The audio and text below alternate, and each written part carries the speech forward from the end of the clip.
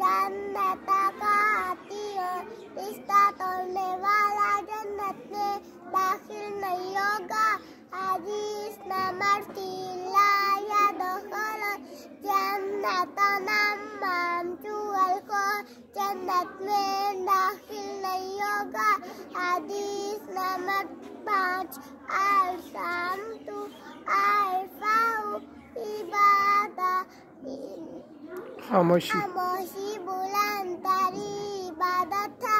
हदीस नंबर 6 अल-सब्र ईमान, सब्र आधा ईमान है। हदीस नंबर 7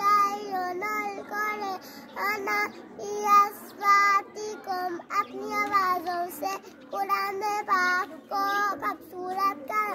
हदीस नंबर 8 ला यकून मोमिन लाना, मोमिन कभी लानत करने वाला नहीं होता।